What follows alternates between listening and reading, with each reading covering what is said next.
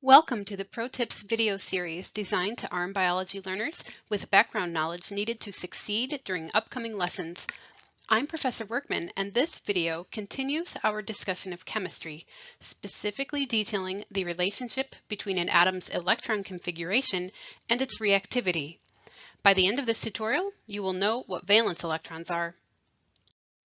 Recall from a previous video that electrons are small subatomic particles that are negatively charged, expected in equal number to the atom's protons, and exist around the atomic nucleus in a vague space called the electron cloud. Within this cloud, electrons are more likely to exist in some places than others, and it is this configuration that we will explore in today's tutorial because by understanding the electron configuration of an atom, we can predict its reactivity, or the way it interacts with other atoms during chemical reactions. This is important to biologists because it is chemical reactions that build cells and provide energy to support all of life's functions. Electrons are constantly on the move, so it is difficult to locate them in real time. But chemists have learned through experimentation and mathematical modeling to predict the probability with which electrons exist in various regions of the electron cloud. Some of the details make intuitive sense if you think about electrons existing in shells that orbit the atomic nucleus like the planets orbit the sun. Because the atomic nucleus is positively charged, it attracts the negatively charged electrons like magnets. But each shell is only so big, so can contain only a certain number of electrons. In other words, each shell has a maximum capacity. Shell 1 is the smallest, nearest the nucleus, and can hold up to 2 electrons only. The next shell out, shell 2, can hold up to 8 electrons, and really big atoms can have 3 or 4 shells. Because of their attraction to the positively charged atomic nucleus, electrons get as close as possible to it, but they are crowded out if other electrons got to the front row first. And this reminds me of open seating at a rock concert, when I might like to push my way to the front row nearest the stage, but there's no room for me if other people got there first. The outermost shell with any electrons in it is called the valence shell. This is the part of the atom that faces the world. The valence shell determines how this atom will interact with others. In this example, lithium atom, I know it's lithium because it has 3 protons. Shell 2 is the valence shell. It has just 1 electron in it. It could hold up to 7 more to make 8 max, but lithium atoms only have 3 electrons total, so notice how they are arranged. The innermost shell filled first. These are the front row concert goers attracted to the protons in that atomic nucleus. But shell 1 is small and can hold only 2 electrons, so there is 1 left over. This little guy gets as close as he can to the stage given that the front row is already packed, and he's stuck sitting in shell 2. Just like rock stars prefer playing to a full house, atoms prefer a full valence shell. This lithium could get a full valence shell by attracting 7 more electrons to join that little guy in shell 2, or here's the thing. It could just give up 1. If this little guy in shell 2 goes away, then the new valence shell is now shell 1, and it is at maximum capacity with 2 electrons in it. Atoms with full valence shells are stable, and atoms without full valence shells try to achieve that stability by either stealing electrons away from their neighbors in order to fill empty seats, or pawning off a few extra electrons so that their new outermost shell is the one underneath that is already full. Let's consider a slightly larger atom. So lithium had 3 protons, meaning it also had 3 electrons. Next, let's consider oxygen. By looking at the periodic table, I can determine that oxygen has 8 electrons. Let me remind you how I knew this. So recall that here circled is the number 8. This is the atomic number, which is the number of protons that defines an oxygen element. Recall also that neutral atoms have equal numbers of protons and electrons. That's why oxygen is expected to have 8 electrons. In case you're curious, this other number at the bottom is called the atomic mass, which isn't important for our discussion of electron shells, so we're going to ignore it for now. Our goal is to determine the electron configuration of an oxygen atom. Where do the 8 electrons hang out? When distributing electrons into shells, it is helpful to follow a few simple guidelines. First, fill the innermost shell first. Remember that shell 1 is the closest to the nucleus of the atom, so it is smallest, and it can hold up to 2 electrons maximum. I encourage you to draw these in your notes. Here, notice I wrote the letter O in the middle, which is the abbreviation for oxygen. This letter O represents the atomic nucleus containing the protons and neutrons of the atom. Then I drew a circle around it representing shell 1. Notice on shell 1 that I drew 2 dots representing the 2 electrons in shell 1 of this oxygen atom.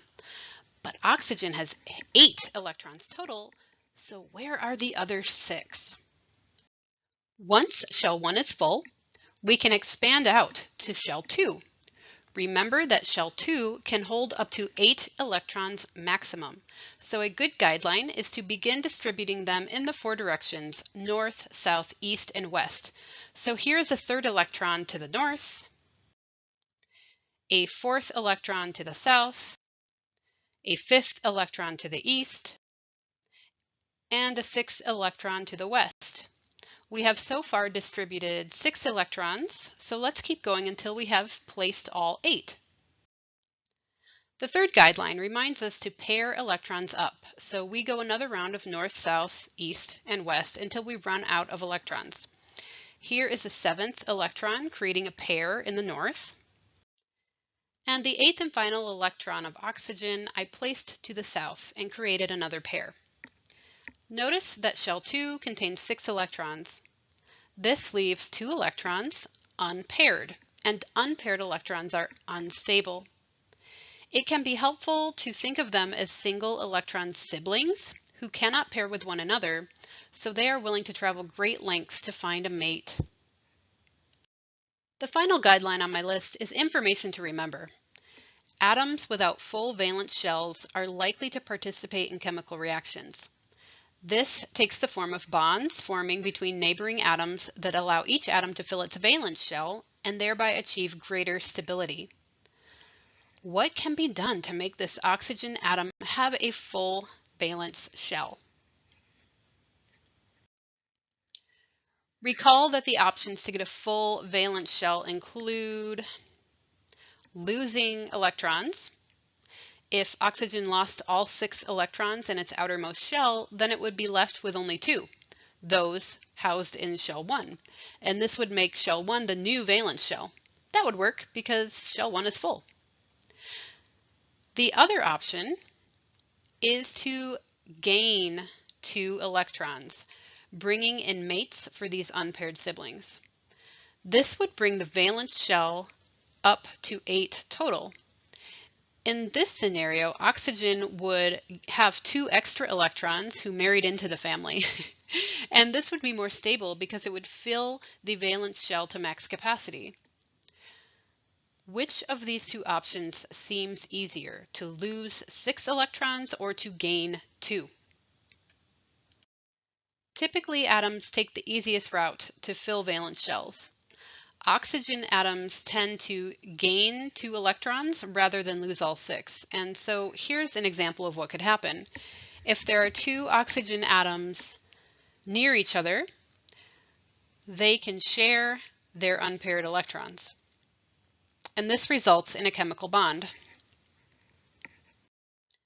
One way to do this is to team up with another oxygen atom. When two oxygen atoms are floating around and bump into each other, they align their unpaired electrons like this. They actually react to form a two-atom structure called molecular oxygen, or O2, that allows them to share two sets of electrons. They share two electron pairs. Because the atoms are so close, their electron clouds are intersecting, and this allows the shared electrons to travel freely within the circuit. In molecular oxygen, the shared electrons simultaneously meet the needs of both atoms, so both now have full valence shells. This sharing of an electron pair is called a chemical bond, and since two pairs are shared, like a double rainbow, it's called a double bond.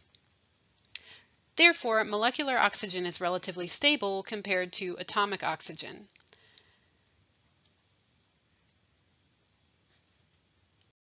The key term you have learned in this tutorial is valence shell. It is the outermost shell with any electrons in it. The electrons in the valence shell are called valence electrons, and they influence if and how the atom will react. Atoms with full valence shells don't react. The smallest atoms are most stable when they get two valence electrons because these are filling shell 1, and larger atoms that have more electrons become stable when shell 2 is full, and this requires getting 8 electrons in it. The periodic table is conveniently arranged to depict the number of valence electrons that each atom has. Elements in column 1, or group 1, have 1 electron in their valence shells. Group 2 elements have 2 electrons in their valence shell. Next, these shorter columns we are going to ignore for simplicity's sake. These are called transition metals, and they do occur in living organisms, but only in trace amounts. Group 3 elements have 3 electrons in their valence shell. Group 4 elements have 4 electrons in their valence shell. Group 5 elements have 5 electrons in their valence shell, and so on. With one exception, which is little baby helium at the top of column 8. Helium has only 2 electrons total, so they both fit in shell 1. And this fills shell 1, so helium has a full valence shell just like the rest of the elements in group 8. That is the remarkable thing about group 8 elements. Their atoms all have full valence shells. This means that they are stable as is. They don't have any motivation to gain or lose electrons, so they don't react. They don't participate in bonding. Okay, in summary, you learned that electrons exist in shells around the atomic nucleus, and that each shell can hold a maximum number of electrons. You also learned that a valence shell is the outermost shell with any electrons in it, and it is this valence shell with its valence electrons that influences how the atom will react and bond. You learned to define valence electrons. Those are just the ones that are in the valence shell. You also learned this term, molecule. The example we had was molecular oxygen, and a molecule is when 2 or more atoms are bonded together and sharing electrons. Thanks for watching. If you liked this video, you might consider watching other videos in the series. Here's my contact information, and I always welcome any feedback. mworkman@pima.edu. Good luck in your biology journey.